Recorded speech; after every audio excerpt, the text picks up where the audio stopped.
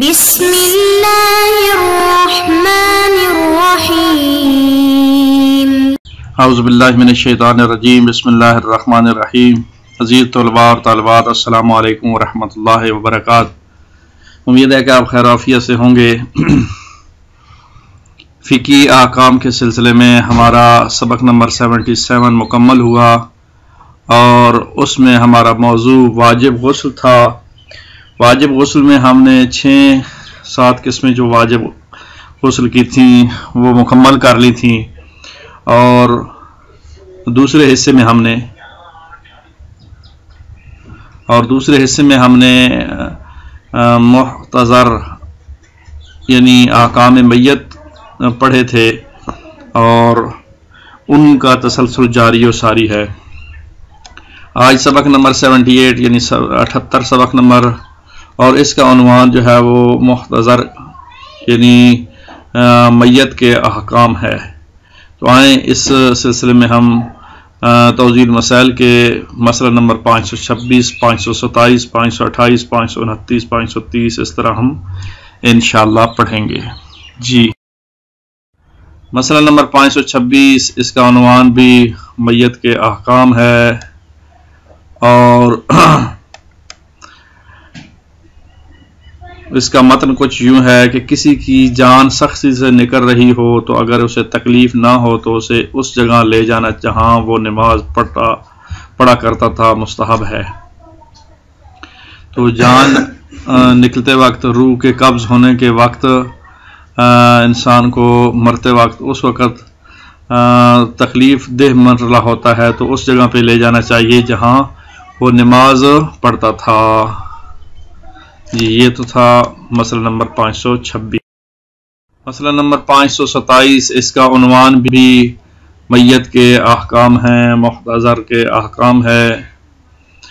جو شخص جان کنی کے عالم میں ہو، اس کی آسانی کے لیے یعنی اس مقصد سے کہ اس کی جان آسانی سے نکل جائے، اس کے سرحانے سورہ یاسین، سورہ صفات، سورہ احزاب، آیت الکرسی، سورہ اعراف کی 54ویں آیت اور سورہ بقرہ کی آخری 3 آیات پڑھنا مستحب ہے، بلکہ قرآن مجید جتنا بھی پڑھا جا سکے اور ذکر و اذکار کیے جا سکے یہ بہتر ہے۔ یہ مسئلہ 527 ہے۔ آئیں اگلے مرحلے کی طرف۔ میرے خیال میں اس میں سمجھنے کی کوئی صورت نہیں ہے، عام فہم ہے، اور یہ ہمارے معاشرے میں لاگو بھی ہیں، مبتلا بھی ہیں۔ مسئلہ نمبر 528، اس کا عنوان بھی محتضر کے احکام، میت کے احکام ہیں، اور اس میں کچھ یوں بیان کیا جا رہا ہے کہ جو شخص جان کنی کے عالم میں ہو، اسے تنہا چھوڑنا اور کوئی بھاری چیز اس کے پیٹ پر رکھنا، اور جنوب اور حائض کا اس کے قریب ہونا، اس طرح اس کے پاس زیادہ باتیں کرنا، رونا اور صرف عورتوں کو اس کے پاس چھوڑنا مکروہ ہے۔ تو یوں کہوں کہ اس مسئلے میں ایک مکروہات کی لسٹ بیان کی گئی ہے۔ نمبر 1 مکروہ ہے اس کو تنہا چھوڑنا، نمبر 2 اس کے اوپر کوئی بھاری بھرکم چیز رکھنا اس کے پیٹ پر، نمبر 3 جنوب کا اس کے پاس آنا، نمبر 5 حائض خاتون جو ہوتی ہے حیض والی اس کا اس کے قریب آنا، نمبر 6 زیادہ باتیں کرنا، نمبر 7 رونا، نمبر 8 عورتوں کا صرف میت کے پاس رہنا، یہ مکروہ ہے۔ مسئلہ نمبر 529 ہے، اس کا عنوان احکام میت ہی ہے لیکن مرنے کے بعد کے احکام۔ مرنے کے بعد یعنی پہلے محتضر حالت احتضار میں جب ہوتا ہے وہ احکام پڑھے، ابھی جو نیا مسئلہ شروع کر رہے ہیں اس میں ہم مرنے کے بعد کے احکام پڑھتے ہیں۔ آئیں مسئلہ نمبر 529 کی ٹیکسٹ اور متن کو دیکھتے ہیں، اس میں کیا بیان کیا جا رہا ہے۔ مستحبات کو بیان کیا جا رہا ہے۔ مستحب ہے کہ مرنے کے بعد میت کی آنکھیں اور ہونٹ بند کر دیے جائیں۔ نمبر 1 مستحب۔ نمبر 2 اس کی ٹھوڑی کو باندھ دیا جائے۔ نمبر 2 نیز اس کے ہاتھ اور پاؤں سیدھے کر دیے جائے۔ نمبر 3 اور اس کے اوپر کپڑا ڈال دیا جائے۔ نمبر 4، اگر موت رات کو واقع ہو تو جہاں موت واقع ہو وہاں چراغ جلائیں۔ نمبر 6، نمبر 7، روشنی کر دیں۔ نمبر 8، جنازے میں شرکت کے لیے مومنین کو اطلاع دیں۔ نمبر 9، میت کو دفن کرنے میں جلدی کریں۔ یہ 9 جو ہے وہ مستحبات۔ اگر اس شخص کے مرنے کا یقین نہ ہو تو انتظار کریں تاکہ صورتحال واضح ہو جائے۔ اس کے علاوہ اگر میت حاملہ ہو اور بچہ اس کے پیٹ میں زندہ ہو تو ضروری ہے کہ دفن کرنے میں اتنا توقف کریں کہ اس کا پہلو چاک کر کے بچہ باہر نکالیں اور پھر اس پہلو کو سی دیں، یعنی فل کر دیں۔ تو یہ مرنے کے بعد کے احکام ہیں اور یہ مستحبات کی ایک لسٹ ہے، اور یہ تقریباً اکثر ہمارے ہاں رسومات میں بھی چیزیں موجود ہیں۔ اب اگلے مرحلے میں آئیں، غسل، کفن، نماز اور دفن میت کا وجوب۔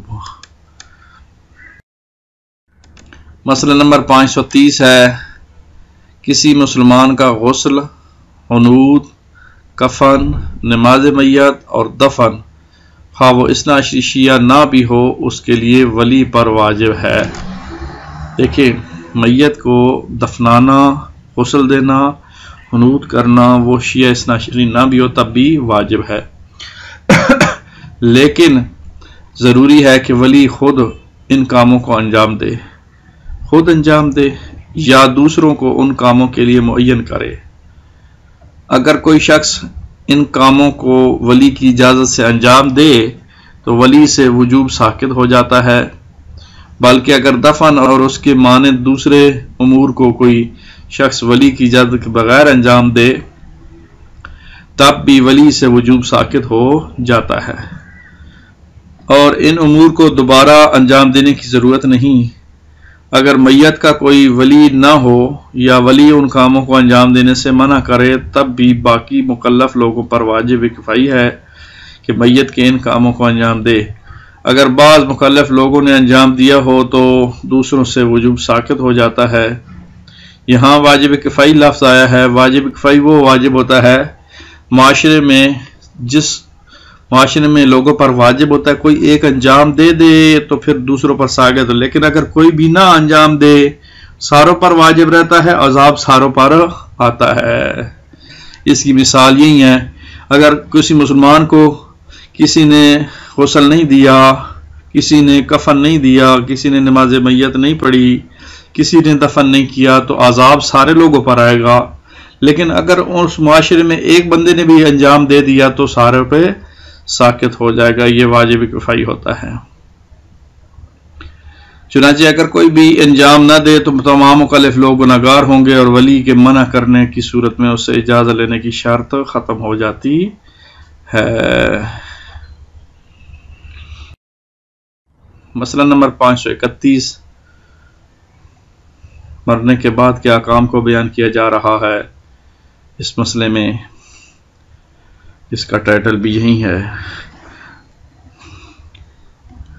اگر کوئی تجہیز و تکفین کے کاموں میں مشغول ہو جائے تو دوسروں کے لیے اس بارے میں کوئی اقدام کرنا واجب نہیں، لیکن اگر ان کاموں کو ادھورا چھوڑ دے تو ضروری ہے کہ دوسرے انہیں پایہ تکمیل تک پہنچائیں۔ یہی واجب کفائی ہے جو پچھلے مسئلے میں ہم نے بیان کیا ہے، جس تعریف میں بیان کیا کہ تجہیز و تکفین یعنی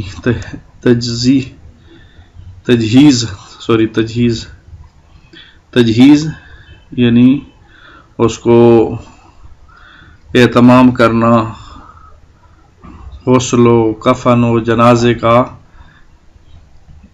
اہتمام کرنا، تیار کرنا، آمادہ کرنا دفن کے لیے۔ تو بہرحال یہ 531 نمبر مسئلہ۔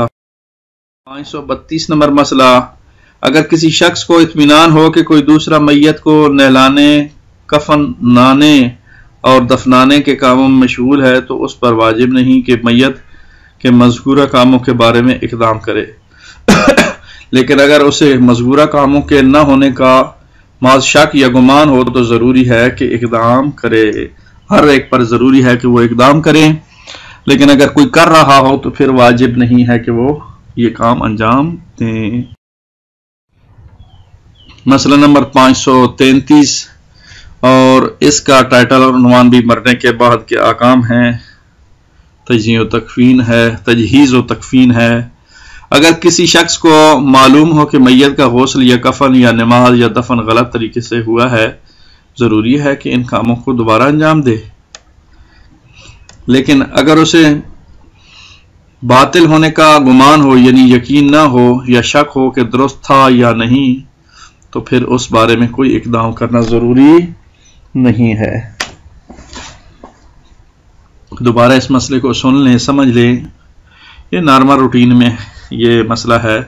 اگر کسی شخص کو معلوم ہو کہ میت کا غسل، کفن یا نماز یا دفن غلط طریقے سے انجام ہوا ہے تو ضروری ہے کہ ان کاموں کو دوبارہ انجام دے. لیکن اگر اسے باطل ہونے کا گمان ہو، یعنی یقین نہ ہو یا شک ہو کہ درست تھا یا نہیں، تو پھر اس بارے میں کوئی اقدام کرنا ضروری نہیں ہے. شک کی پرواہ نہ کرے. مسئلہ نمبر 534،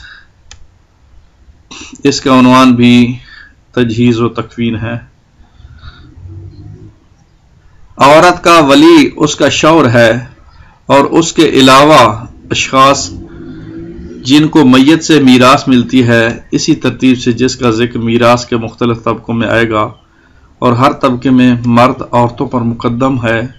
میت کا باپ میت کے بیٹے پر، اور میت کا دادا اس کے بھائی پر، اور میت کا پدری مادری بھائی اس کے صرف پدری بھائی یا مادری بھائی پر، اور اس کا پدری بھائی اس کے مادری بھائی پر، اس کے چچے کے اس کے ماموں پر مقدم ہونے میں اشکال ہے.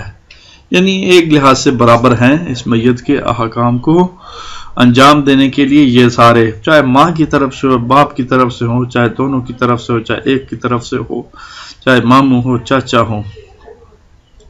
چنانچہ اس سلسلے میں احتیاط کے تمام تقاضوں کو پیش نظر رکھنا چاہیے. اگر ولی متعدد ہوں تو ان میں سے ایک کی اجازت کافی ہے. یہ 534 نمبر مسئلے کے خلاصہ یہی ہے. جی 535 نمبر مسئلہ اس سبق کا آخری مسئلہ، اور اس کا ٹائٹل اور عنوان بھی مرنے کے بعد کے احکام ہیں. تجہیز و تکفین کے احکام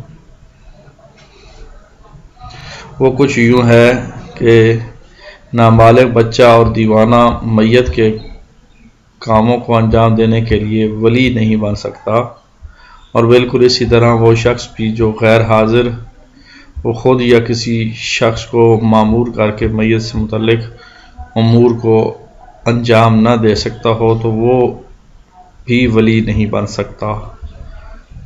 تو دوبارہ پڑھ لیتے ہیں تاکہ مسئلہ واضح ہو جائے آپ کو.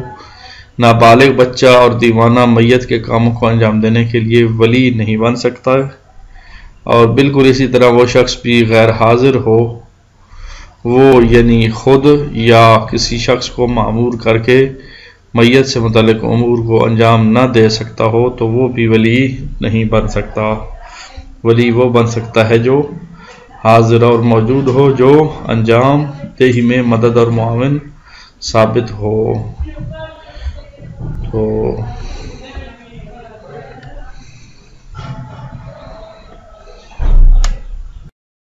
آخر میں ہم تمرین حل کر لیتے ہیں اس سبق کی، اور خالی جگہ پر کرنی ہے. سورہ بقرہ کی آخری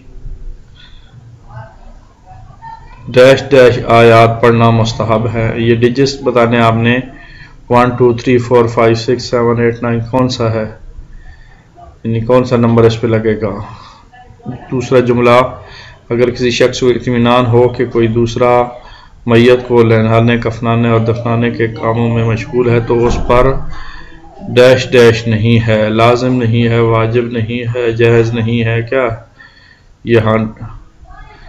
اور تیسرا سنٹینس اور جملہ، عورت کا ولی اس کا ڈیش ڈیش ہے، بھائی ہے، باپ ہے، ماں ہے، شوہر ہے، کون ہے؟ تو یہ بتانا ہے۔ آج کے لیے اتنا ہی کافی۔ اللہ تعالیٰ آپ لوگوں کا حامی و ناصر ہو۔